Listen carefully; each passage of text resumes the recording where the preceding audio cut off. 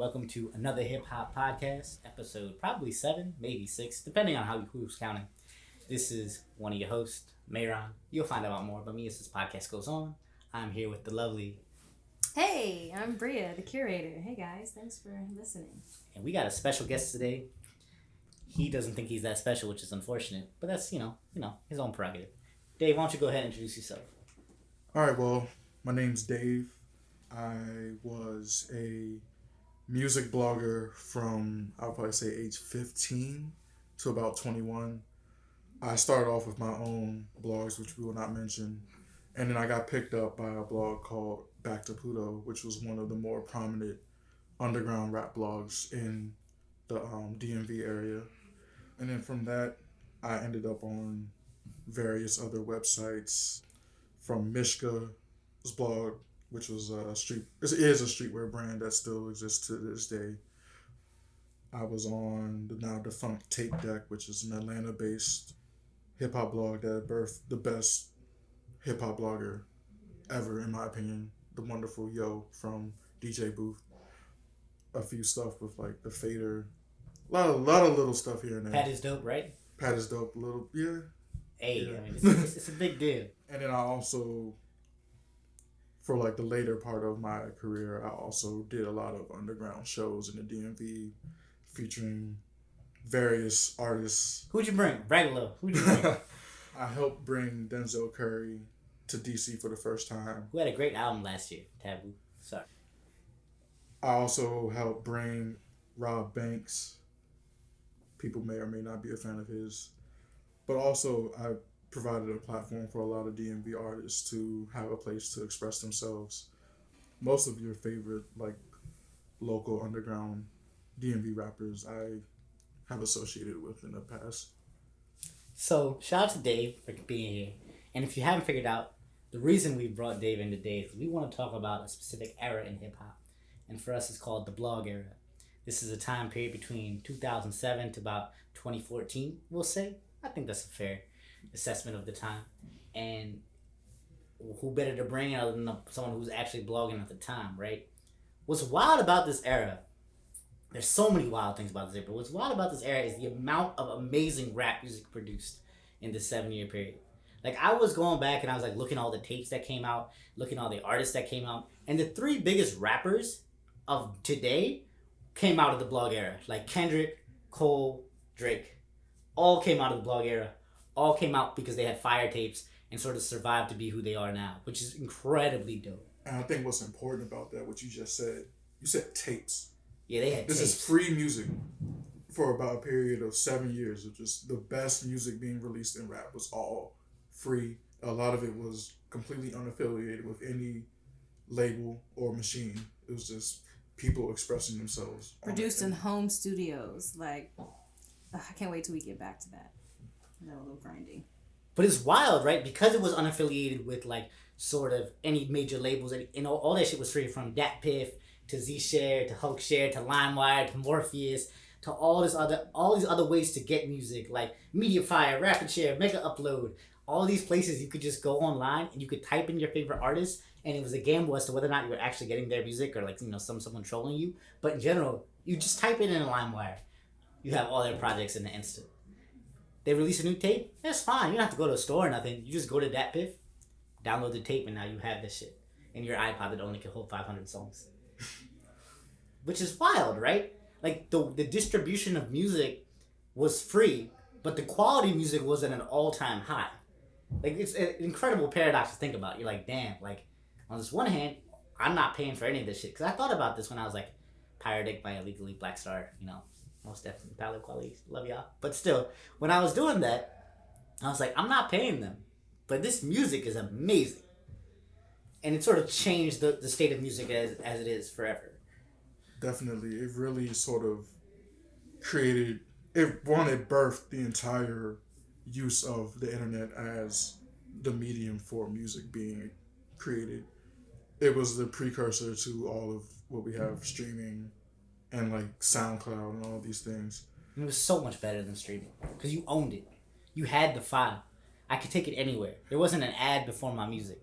And if there was an ad, it was actually recorded on the track because, I did not have sexual relations with that woman. It was the only type of ads he was getting from LimeWire, and I mean... Or DJ drops. Or DJ drops. Oh, I kind of missed those.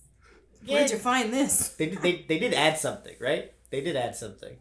And I think what was dope about it, for me at least, it was that time when I think because of what you said, Bria, of the homegrownness of the studios and things of that nature, producers and rappers were on an equal level. Mm-hmm. Like, you weren't out rapping your production, and your production wasn't outpacing you. A lot of what happens today, I feel like, and this is a whole other discussion for a whole other podcast, I feel like we're in the era of the producer, where producers are amazing, and rappers need to catch up. Right? And people are often overproducing or the production is outpacing the rapper. But during this 7-year period with all these amazing real ass rappers, you had an equal share of rap added this much and production added this much, and it created this wonderful product, which was a song. I mean, personally, I think there's not much better example of this than Wale's More About Nothing. To me, that Wale tape is easily a Wale classic, right? Yeah, in my opinion, it's better than any of his albums. It's better than any of his. Better by a landslide. And what was so dope about that to me was not only we're all from the DMV area, so it was nice to have someone finally representing for us, but it was so perfectly intertwined with the Seinfeld samples, the theme of it. It was better than most albums that are released today. It had a better theme, more intertwined, and it was free. You know what's funny? You know what Wale project I think is really slept on? What? Back to the Future.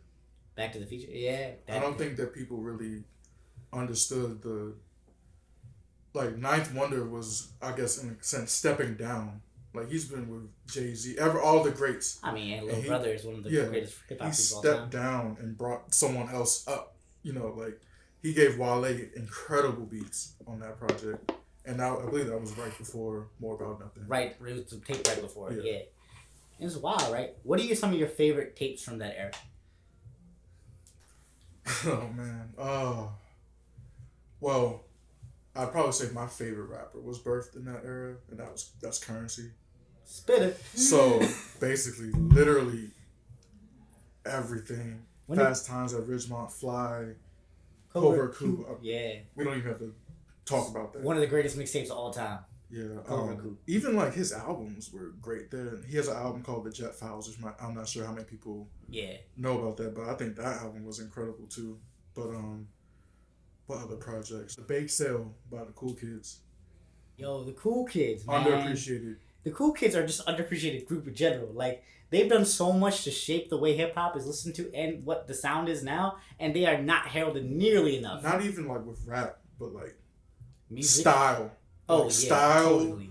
Slang, just everything that they did, people have been biting that ever since. Can you talk a little bit about the Cool Kids and who they were? Because I think a lot of people haven't necessarily listened to them that should have. So the Cool Kids were a Midwestern rap duo.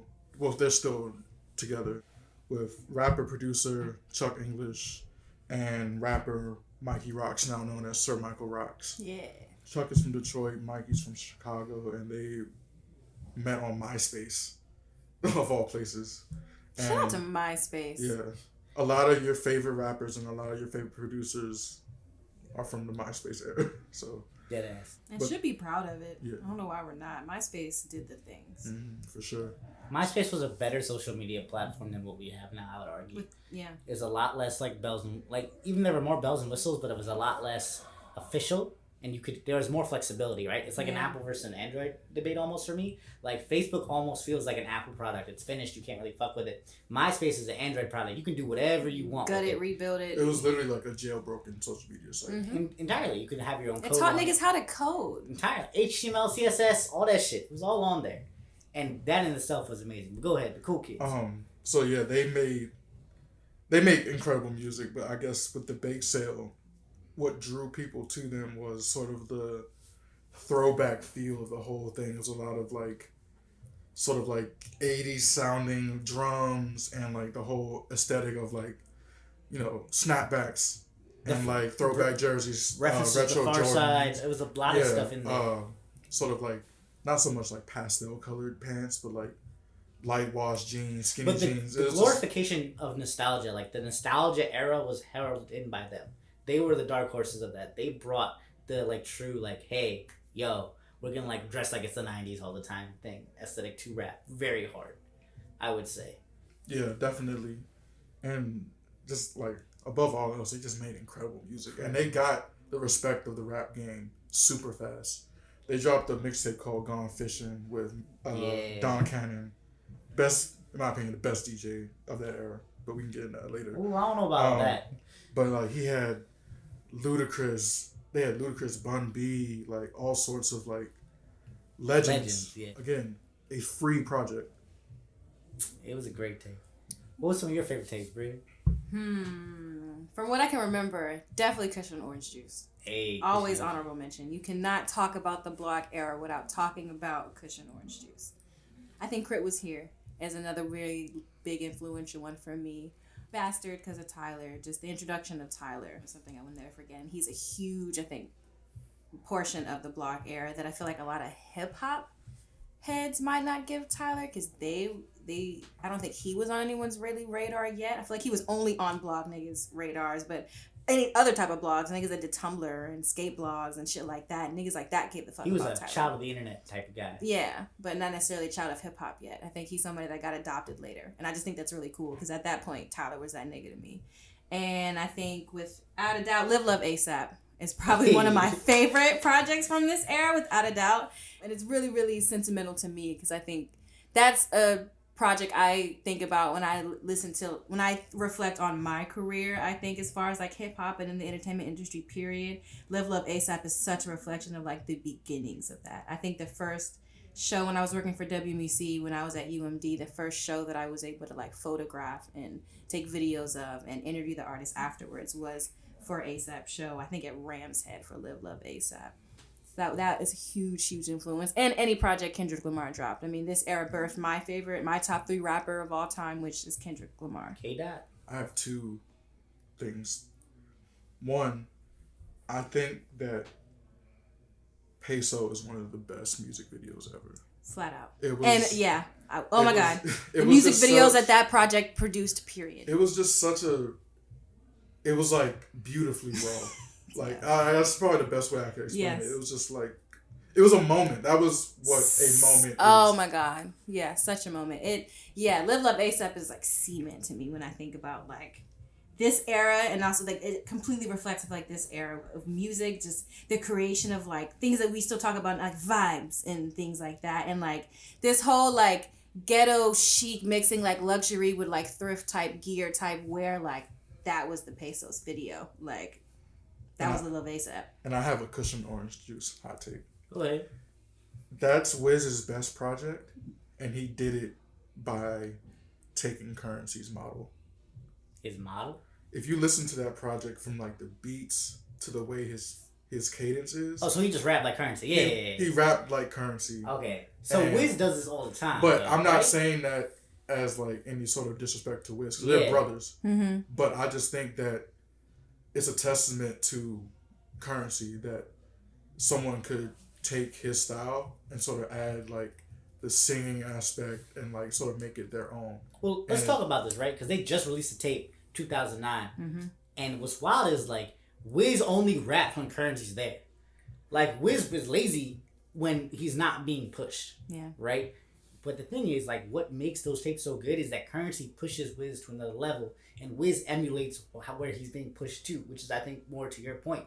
Like, the crazy thing about Wiz is, what blows me is that he came out with Cushion OG. I'm like, yo, this shit is amazing. I can't wait to see where this guy goes. I'm listening to all this shit. And then I was immediately disappointed 5 years later, right? I was like, I don't really like Wiz, yada, yada, yada.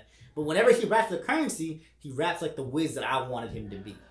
I think with Wiz and Currency, I think you have 2 people who have sort of different motivations for what they want to accomplish in music.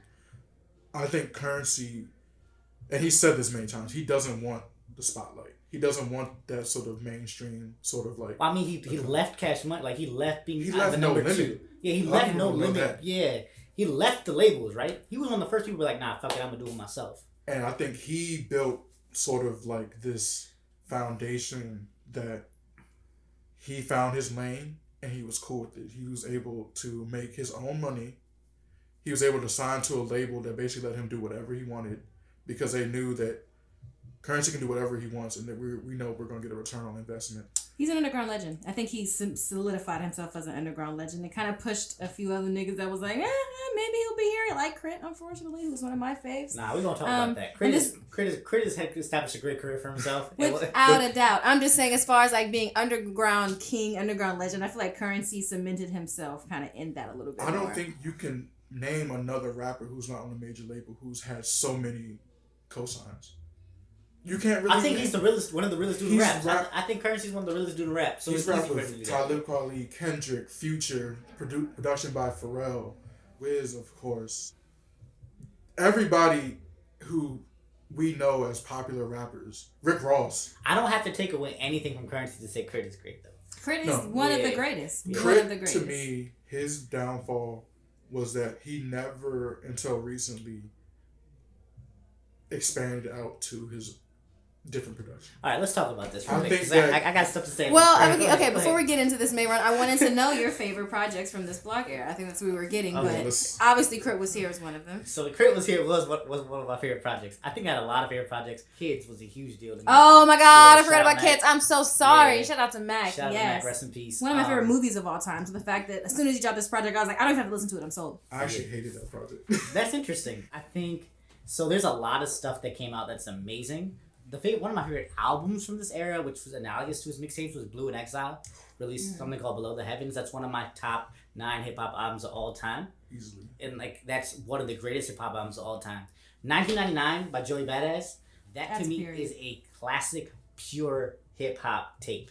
So I would say those are the ones that stand out. But there's also there's too much to choose from, right? Civilian Demo came out this time period. I was looking at that on the list. Civilian Demo came out this time. There's so much. Bastard came out this time. So Far Gone. We cannot talk about the blog era without talking about So Far Gone. And the thing is, So Far Gone is amazing, right? But Section 80 came out at this time. Oh my God. And that for me was I remember studying for finals during this period of time, right? This was 2012, something like that. I was at UMBC, I was freshman or sophomore. And I was just playing Section 80 in the lecture hall as loud as I could because you can go into the lecture hall at UMBC's at night and you can study there. Mm-hmm. And just playing the songs over and over and over again, the Ronald Reagan era stuff, all Tammy's song, all that stuff just over and over and over. So for me, I gotta say, Kendrick had it, Blue had it. There's too many. Crit Was Here. There's too many. But yeah. I'll also co-sign Crit Was Here, one of my favorite projects from that time. Yeah. Children of the World. The Vent. Even me saying Even me saying Children of the World is literally giving me chills. Yeah. So that song is. Let's talk about one of my favorite rappers of all time, Crit, real quick. Because how would I stand the disrespect? My thing is with Crit, from the South, you got finally a rapper that was a completely what you thought the South could be. Right? Oh, stop it. No. I'm not saying Bun B and Pimp C and all them don't count or nothing like that. I'm saying if you come in from New York or whatever, and you're looking for a New York sound and the Southern flavor, Crit is a great example of what you can go to. And he was one of the first archetypes of that. Also, you had someone who produced his own shit. You had someone that made all his stuff in-house. You had someone that didn't run away from his Southern drawl. And you had someone that could rap. What more could you want? Crit has all of the tools. My only issue with Crit, and I have this same issue with J. Cole. Ooh, I think I'm ready for this take. I think I'm ready for this. They were afraid to branch out their sound. When you make your own beats, you kind of get comfortable with how you sound. Yeah. So it's okay, I'm going to make this whole project myself. I know exactly how to make the drums sound this way. I know where things are going. I know where lines are hitting. I know how to fill in my own pocket so I can catch the beat perfectly. But the problem is, when you have a production style, you kind of get repetitive. Future's going through this problem right now. All of his music sounds the same. So it's just I think to a certain extent, some people are getting sort of tired of hearing that. And I think with Crit, it's just okay, what I need you to branch out. I need you to branch out a little bit more. I think you need something different from him in 2019, not that time though. I felt that way about all of his albums. In that time era, you thought, 2 tapes is enough from this guy. He needs to change up. No, I love. This isn't his first album, but I love Cadillac.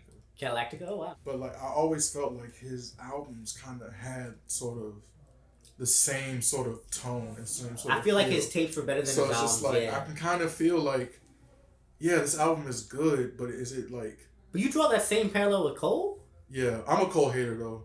Don't be a Cole hater. Allegedly. Don't be a Cole hater. So I'm not gonna talk too much about Cole. But we gotta talk about Cole because Cole was important to this time period as well. Yeah. Right? Things like Grown Simba. Go ahead, Bria. My bad. Well, okay, before we get to Cole, I feel what you're saying about Crit, and that was kind of my issue with him as well. But it's funny that you say Catalactica is one of your favorite projects. Well, you love Catalactica because that was one of the first projects that I was like, okay, we might have finally like lost him in my. That's my least favorite project by Crit. I had the same feel when I was listening to it, but for some reason, I think I just really like the beats on that album. I was like, yeah, this is really good. Yeah, other than like what Soul Food, I fucking love Soul Food. Other than that, like I could throw the whole album away. So Crit in 2018 released a great album. Can't remember the name now, but it was one of my albums of the year. It's a double disc. Justin Scott, where he uses his actual name, and it's truly a good piece of work. He just dropped a really good project. TDT. Yeah. So that was like 2 weeks ago. And that's ago. a project where he branched out on the beats. He did make some of them more on his own, but he branched out. I still don't think he's branching out enough. And even in the ways that I feel like he branched out, I feel like that was what Catalactica was trying to be. Is like, I'm tired of these niggas telling me to change my sound, so I'm gonna just like take a sidestep and just add a couple more more, not even strip shit away, just add some more. And that's what pissed me off about Catalactica. He's a project that he's a person that's similar to J. Cole, and unfortunately I think a lot of artists from this era, which is their downfall, is that Crit's mixtapes are so much better than his projects. I feel the same way about J. Cole. J. Cole's mixtapes are so much better than his projects. The one person that did do it was Kendrick. Oh, without a doubt. Oh my God, we'll get there. We will get there. That's why he's top 2 and I'm not talking to. But before we go to Kendrick, right, it's important to draw these parallels between Crit and Cole. Because I also feel the same way, because I'm actually a huge Cole fan as well. Their tapes are better than their projects. They do stay in their sound. But it's a matter of expectation of what you have from the artist. To me, at least, like, I don't want anything else other than what I'm getting from Crit. When I listen to Crit, I'm going for that specific sound. I'm going to the chocolate store to get chocolates. I'm not going there to get taffy. You know what I'm saying? Same thing with Cole. Like, when I go to a chicken spot, I want chicken. I'm not getting the catfish. If I want the catfish, I'll go somewhere else, right? If I want to go to the supermarket, I'll go to Drake. Drake give me a bunch of stuff from different supermarket. Bunch of shit I didn't even ask for. That too. You always end up with more shit you ask for. You're going to the chocolate store for chocolate, but sometimes you want a chocolate with a little caramel in the middle. Look, so, sometimes you want variety. Sometimes you get tired. I mean, and there are certain niggas that are comfortable going to the same restaurant and ordering the same shit all the time. But I feel like those niggas are very, very small group compared to the niggas that want to try new shit every now and then. That want to be introduced to new shit, especially by artists that they trust so much. And more so with Crit than J. Cole. Crit doesn't have the mainstream appeal to make repetitive projects. Because he's from the South. That's not true. The South runs rap right now. The South wins with a different sound. That's what I'm saying. With a different sound. He doesn't have the sound to. He doesn't have the Atlanta sound, man. You say the South wins rap, but it's Atlanta, right? But even okay, it's Atlanta.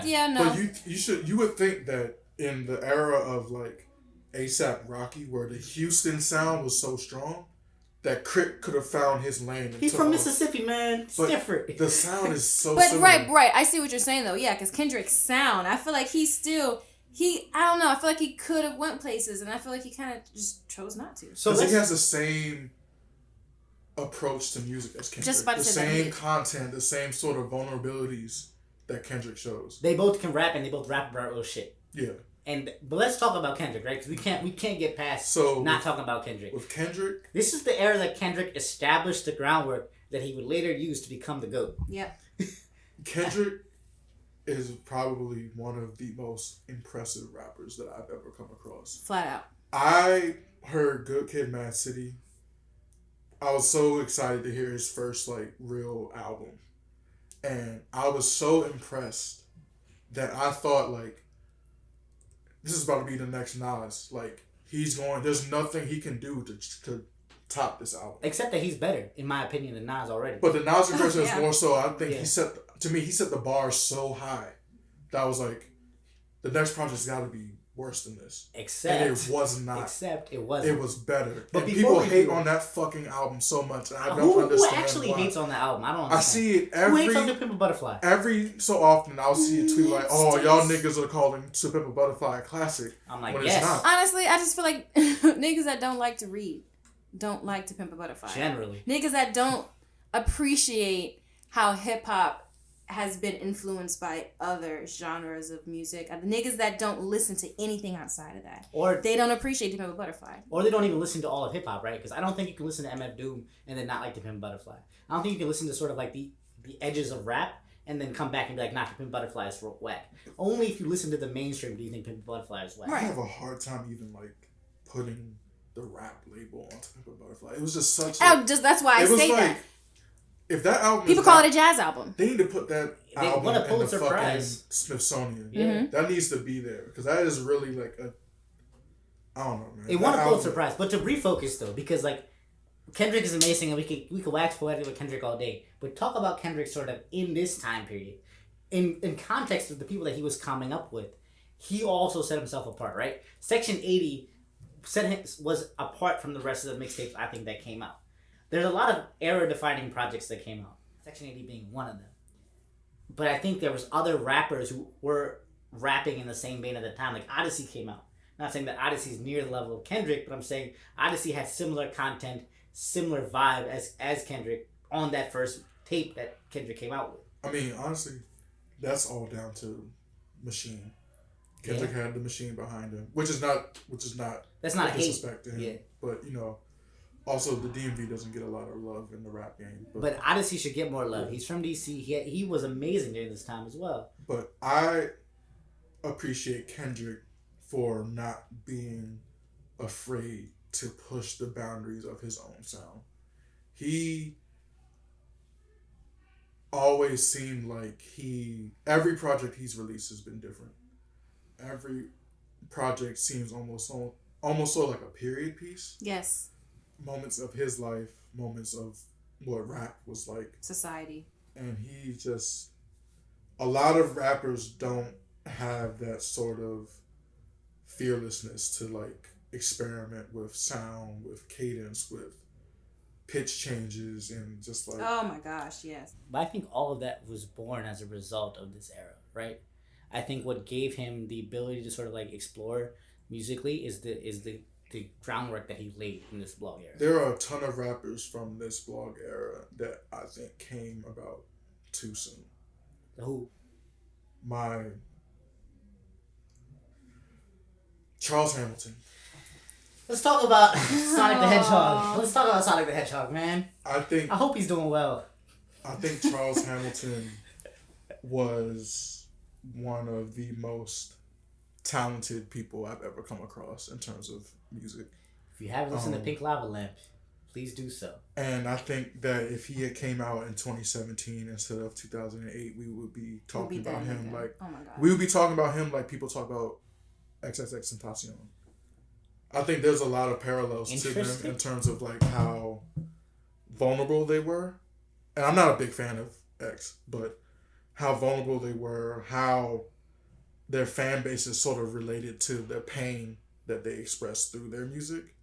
And just like in general, society has become more open to... Become more emotional, right? More emotional, more open to rappers being not like... So the blog era was still competitive, right? It was still competitive. It was still like very much like rappity rap. Like we still want to like try and like outdo each other. Charles Hamilton, I think one of the reasons this project was so important and so tone defining at the time was because it was a little different. Not only could Charles Hamilton rap and make great music, he made stuff that people could relate to emotionally on a level that a lot of people hadn't in hip hop, right? It's not that emotional music hadn't been made in hip hop before. Obviously, Tupac has had a huge effect on that. There's a whole DMX, there's a whole lineage of rappers. But that kind of sound for that kind of era, Charles Hamilton was the guy. Right? So many middle schoolers listened to Charles Hamilton and went to Charles Hamilton for that sort of emotional comfort that a lot of the kids were going to emo music for or rock music for. And that's sort of like his base is, I think that's a little bit what it is. His base is more so like punk rock. He says that all the time. But also I think sort of like drawing the comparison to like the DMXs and the Tupacs. While they were very vulnerable artists, they still had the demeanor of being like these tough guys. They had the masculinity thing, right? Like Charles Hamilton wore pink when it was like still kind of like He was one of the first people to do it with Cam and Kanye, right? Like, he was one of the first. He was on that initial wave. He, like, was super open about his drug addiction, about his depression, about his suicidal thoughts, about his love life, about his father being abusive to him, about all of these things that rap just hadn't really touched on. A lot of that stuff. Like, rap didn't touch on molestation like that. And I don't even think it still touches on it like that, but Charles Hampton in 2009 was so unafraid to be himself. And I think that's what drew a lot of his fans. So it's just like, you know, I am sad. I do feel these things. And Charles Hampton was able to touch that. Sort of similar, in similar vein, Kid Cudi was there too. So a lot of this was, I think, this wave of, the first wave of emotion, like open emotion, that stepped away from sort of the waves of emotion of Tupac and DMX was this time period. So you had the Kid Cudis, you had the Charles Hamilton, but you also had, in my opinion, you had the Tyler the Creator, which was definitely very emotional at this time. Like, it was cloaked in some anger, it was cloaked in some, like, rage, but there was a lot of, like, open emotion. You had the Earl Sweatshirts that came out at this time, even the Danny Brown, right? Even, like, these people, like, that you don't necessarily label as being emotional, if you listen to what they were saying and what they were talking about with the drug addiction, with the way they acted, you could clearly hear the pain. And it was displaying pain in a way in hip-hop that hadn't necessarily been done. It wasn't cloaked in this need to be, like, a dude who's, like, super tough. It's like, I can be open about it. Danny Brown's a really interesting sort of person in this time because he was kind of both. Yeah. You know, like, he's from, like, Linwood, Detroit, like, sort of, like, one of the roughest areas. Hood shit, nigga. No, Danny Brown was the hood. Yeah, don't get it twisted. He was, like, you know, he signed the 50 Cent was trying to sign him. But he was wearing skinny jeans and 50 Cent was like, no, you gotta wear these, like, baggy jeans. He was just, like, basically like, nah, fuck that. And he sort of appeals to both sort of sides of, like, what rap is. Like, he was, like, this crazy party guy, but also he had super emotional music that you could feel how much this man really had to go through in order to get to where he was. The album that's always talked about is Triple X. Yeah. And the outro of that is one of the most raw, sort of like spewing of my life that I've ever, not my life, but his life. His life, yeah. That I've ever heard, you know, talking about how he died, essentially.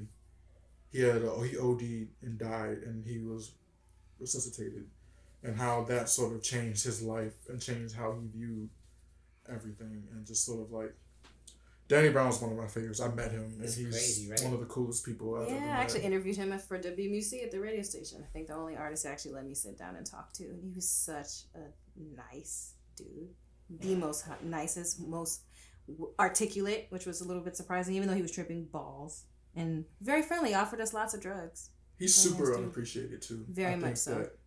He's important to the game. Very much so, yeah. Every project he's dropped since, I would probably say, like, the Hybrid has been one of the best projects of the year, easily. And he also has crazy music videos.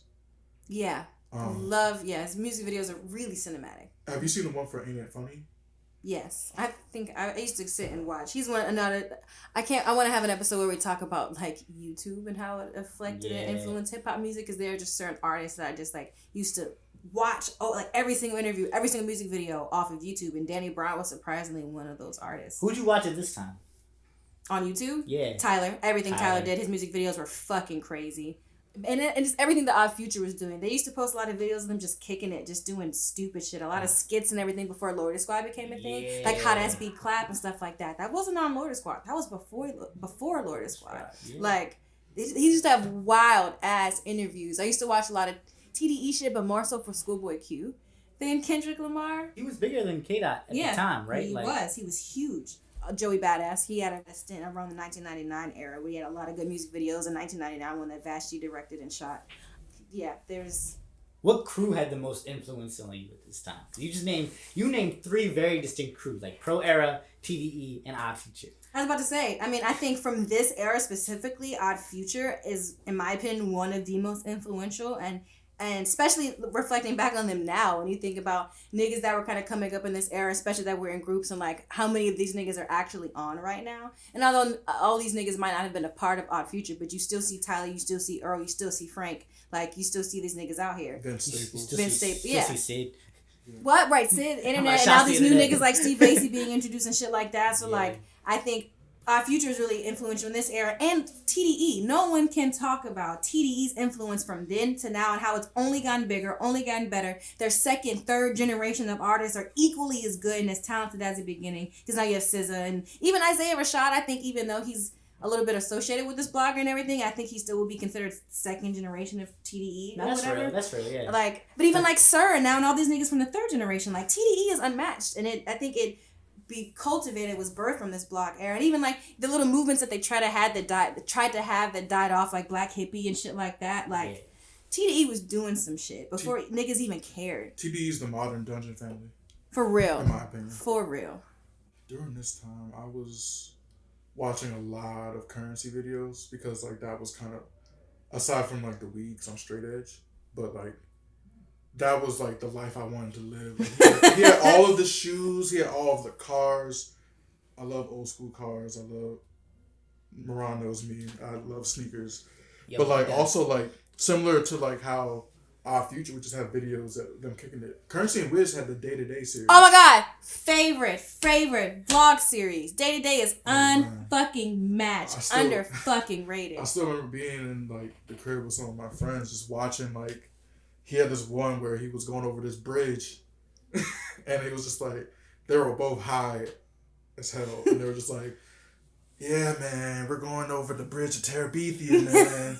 And it was just like it was so funny, but it's just like going back to what we talked about in the beginning. Like they were driving to their house to get in the closet to record How Fly, which is wild, right? So like not only this references all the way back what Bree was talking about at the beginning was like, yo, there's this amazing in-house production and stuff going on just to grind it out. But what's really dope is all this content's getting made. All this music's getting made. But the means of distribution are these blogs, right? This Two Dope Boys, the Now Rights, the On Smash, the DJ Boots, Smoking Section. Like these blogs kind of built hip-hop. Because like all these artists are amazing.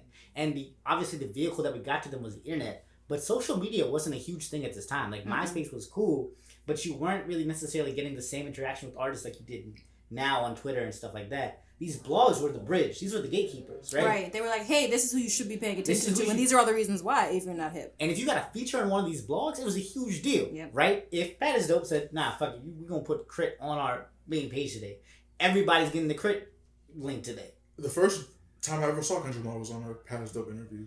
Yeah, actually, I think I remember that. Yeah. And but like the other cool thing about the blog era and the blog specifically is that they had like genres of like blog, like so like for example, Fake Shore Drive is responsible for every Chicago rapper you could possibly every single one. Oh, you mean like regional shit? Like regional, but even like so like I wrote for the Mishka blog. Yeah. They were like sort of like I don't want to call it cloud rap, but they had that sort of like SoundCloud Space Coast Perp. Oh, SoundCloud rap for real. Bones. This like that sort of like. That sort of genre of rap music. I guess you could call it SoundCloud. Yeah, the pre-SoundCloud SoundCloud rap. Yeah. That sort of vibe of rap music. The ASAP Rockies. It was the first thing to do subgenres in, right? So it was the first place that hip hop started delineating into like these are the different types and these are more clearly defined than usual. Because before you had a hip hop section in the CD store and it was all the hip hop thrown together and you had to buy whatever you wanted to buy. So there is so much shit. I think there's probably need to do a part 2 to this episode because there's so much shit. But for now, just in the interest of time, what are y'all 3 favorite tapes from this era? 3 favorite tapes and or like just 3 favorite projects in general. For me, it's easy. And I'll go first because I know it's easy for me. So, Crit was here. And I'm going to talk about Crit on a later podcast. Don't y'all worry. I'm not going to let him go out like that. Y'all did him dirty on this one. I think the second one for me for sure is going to be 1999 because it was just pure hip hop and it like represented to me something I could listen to whenever. And in 2014, like the last album, the last major mixtape of the blog era, I think is Chance's Acid Rap. And I think it's the last vestige of it, right? It is the culmination of the entire blog era. in this one project that is damn near perfect. And I reflect on acid rap, and it sounds so much like kind of a goodbye to that era of music in a weird way. It is the end. It is the delineation between this is the end of it, and this is, to me, obviously Chance's best project ever. Yeah. And I don't know if he'll ever top it. But acid rap is the last vestige of like, yo, this is us being emotional. This is us being open. Here's the best product we can ever give you for free. Here's the bars. Here's the production.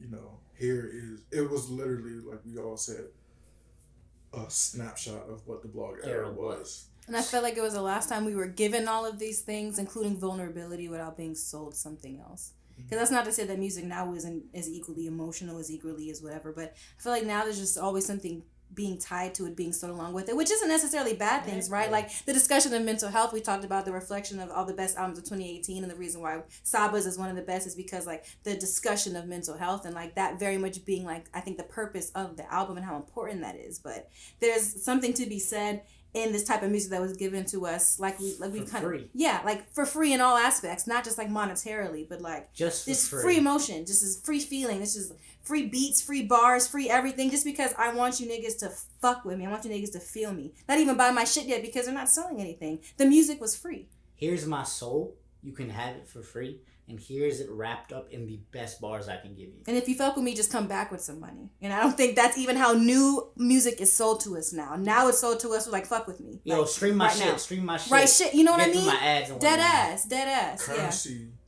has always said that I'm going to drop free shit because I know that my fan base will come out and support me at every show. And they do. So, 3 tapes. Okay, so it has to be tapes.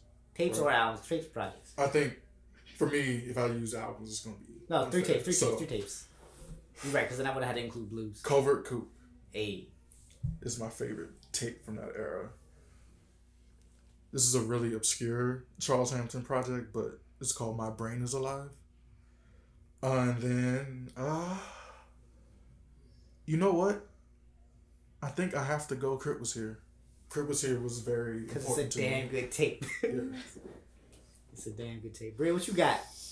All right, I did mention them before. You did. For sure, it would be 3. Without a doubt, Section 80. That's first and foremost. Section 80, first and foremost, untouchable. Cushion Orange Juice, just because I think it's probably the best project from this era, and like we're never going to get that from, especially the artist that gave it to us with. Did you listen to 2009? Yeah. Yeah. Doesn't it remind you of that shit? Like, yeah, in all the best ways. All the best ways. So yeah, Cushion Orange Juice, Section 80. Kurt Was Here. Honorable mention that I did not mention before is Blue Chips 2. I still play the fuck out of Blue Chips 2. Yeah. Oh my god. I love Blue Chips 2. I like the first one more. Really? But Bronson's another person. That's because you're a hipster. That's why you like the first one. I mean... I think Bronson's also very underheralded in this era. Without a doubt. And I think the reason why Blue Chips 2 is one of my favorite projects is also just because of the features. I think my favorite Absol verse is on Blue Chips 2. Through the Eyes of a G. That's my favorite Absol verse. This was the last era that Absol was super relevant. Oh my god, yeah, okay. See, we gotta do episode 2. We gotta do a part 2 to this, and we will. And the reason why we need to do a part 2 is I just want to list off some of the artists that came from this era, because we touched on so many of them, but I don't think you guys realize how many artists were birthed from this era. And these are the ones that we could remember. So please let us know the ones that we've forgotten. But let's start. It's Wiz Khalifa, Mac Miller, Currency, Dom Kennedy, Kendrick Lamar, TDE being included with all of that, J. Cole, Big Crit, Drake, Big Sean, Tyler the Creator, Odd Future, along with all of that, A$AP Rocky, let's just associate A$AP Mob with all of that, Charles Hamilton, Blue, Smoke DZA, XV, Mickey Fax, The Cool Kids, Fashawn, Reg, Kid Cudi, Asher Roth, Freddie Gibbs, Nipsey Hussle, Ray Clon, Jay Electronica, Joey Badass, All Pro Era, Lil B, Danny Brown, Daz Racist, Action Bronson, B.O.B, Odyssey, Wale, 2-9. Like, it's a lot, man. It's a lot. It's a lot. And there's so much more to go over. Go ahead, Dave. I have to interject one time. Go ahead. Popular Culture by XV is a top one of the greatest 5 tapes. Mixtape of this era. Probably one of the top 10 mixtapes. Now we'll hit it on part 2. We'll get back into it. We'll hit it on part 2. All right. Well, we appreciate y'all. Again, give us your favorite tape from this era, 2007, 2014. An artist that we remember, artists that we miss, all that shit, because we know we get is a lot. Peace and love for now. And that has been another Hip Hop Podcast. Thanks, y'all.